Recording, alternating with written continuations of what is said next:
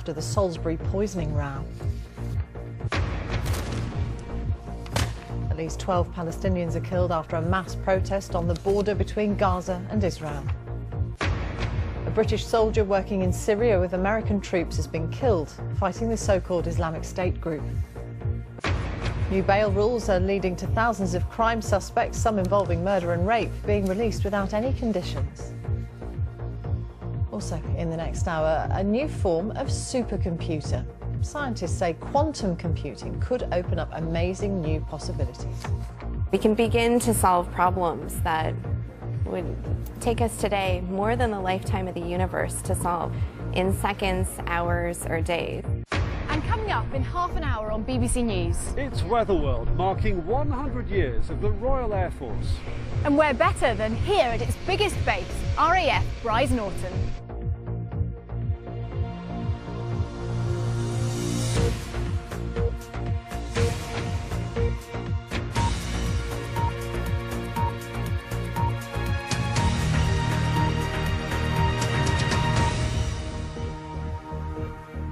Good evening and welcome to BBC News. In a day of tit-for-tat diplomatic expulsions after the Salisbury nerve agent attack, Russia has told Britain it has to cut the number of staff it has there to the number that Russia has in the UK. In a series of coordinated moves, Moscow expelled embassy staff from several countries, including Germany, Spain, Croatia and Norway. The Foreign Office described Moscow's demand as regrettable and said it didn't distract from what it called Russia's flagrant breach of international law. From Moscow, Sarah Rainsford reports. It was quite a sight. A stream of ambassadors summoned to Russia's foreign ministry. They came from more than 20 countries to hear their punishment. Each one had backed Britain and accused Russia of the nerve agent attack in Salisbury. The German ambassador emerged to say Moscow still has questions to answer over the poisoning. But his country is now losing 4 diplomats here. In total, well over 100 will join a mass exodus from Moscow. There have been extraordinary scenes here all day as one by one ambassadors have been called in to the foreign ministry. The timing of this, the choreography, seem meant to send a message that Russia will hit back at any moves made against it by Western governments. And today, Moscow decided to escalate. The British ambassador was summoned again, ordered to cut his staff even further. It's important to bear in mind why this crisis has arisen in the first place. It is the use of a chemical weapon on the streets of the United Kingdom that has threatened the lives of a number of people in my country. 23 British diplomats have already left this embassy. Now the UK has to match its total diplomatic presence here to the Russian headcount in the UK. This move is a clear sign that Vladimir Putin is determined not to give in under pressure. Expulsions look so easy. You don't have to pay a high price on either side for expulsions, but it is not the case. I'm afraid that if the overall fabric of the relationship gets thinner and thinner, we have a real problem. That problem, though, is already here. Western countries seem determined to show Russia it's crossed a line, but the Kremlin still calls the accusations against it outrageous. And it's warning that further sanctions could follow.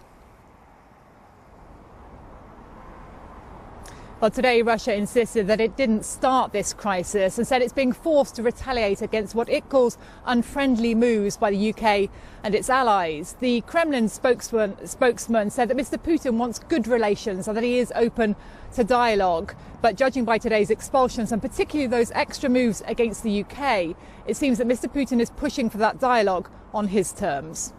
Sarah Rainsford reporting, and in the last few minutes we've heard from the French Foreign Ministry that Russia has expelled 4 French members of their team at the French embassy in Russia. We'll find out how this story and others are covered in tomorrow's front pages at 10:30 and 11:30 this evening in the papers. Our guests joining us tonight are the political commentator Lance Price and the Telegraph's chief political correspondent Christopher Hope. The Health Ministry in Gaza says at least 12 people have been killed by Israeli security forces along the Israel-Gaza border. Thousands of Palestinians joined a mass protest called by Hamas, which controls Gaza, and other Palestinian groups. Israel military doubled its usual deployment of troops in the area just ahead of the Jewish Passover holiday and said it would act to stop any breach of its border fence. Yolande Nell sent this report.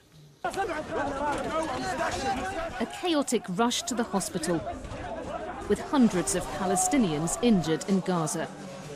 A call for peaceful marches turned to violence as protesters headed towards the Israeli border.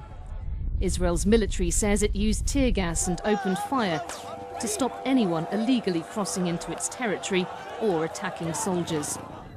And this was just the start. Palestinians are planning a series of protests until mid-May.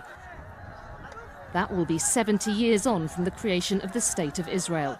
Palestinians see it as their catastrophe when hundreds of thousands of people fled their homes. And many here have never given up their claim to the land. We are here to stress our right to return. Sooner or later, we must go back. We want to tell the world that returning to our land is non-negotiable. But Israel says Gaza's leaders are cynically exploiting ordinary people to stir up unrest. Hamas and other Palestinian groups are calling their protest the March of Return. However, as events unfold, it's the March of Chaos. These are aggressive riots. Gazan families are now being urged to stay at protest camps along the Israeli border. And that will ensure that tensions here remain high in the weeks ahead. Yolande Nell, BBC News, Jerusalem. The Ministry of Defence has confirmed that a member of the UK Armed Forces has been killed in Syria. It said the individual was embedded with US forces in an operation against the Islamic State group. Our correspondent Helena Lee gave us more details from a statement issued by the MOD. It confirms the death of a member of the UK Armed Forces. As you say, they say the British serviceman was killed in Syria by a roadside bomb.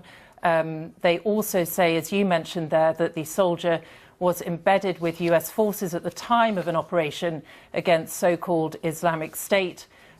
They also say that he was likely, we understand he was likely to be killed with special forces. The family, though, has been informed, but they haven't yet released his name. Helena Lee. Parents are increasingly being asked to contribute towards classroom basics, such as textbooks, according to the leader of the largest teachers' union. Ahead of their annual conference in Brighton, Kevin Courtney of the National Education Union said that despite more than £1 billion of extra funding being allocated to schools in England, rising costs meant that they still face tough choices. Our education editor, Branwen Jeffries, reports. 11, 12, 13. They're not the only ones counting carefully. The budget is tight at this primary school. It's in West Sussex, an area of low funding. We need to make sure it's the same amount in each quarter. Parents paid for the rug in this classroom, part of a wish list set up online by one mum.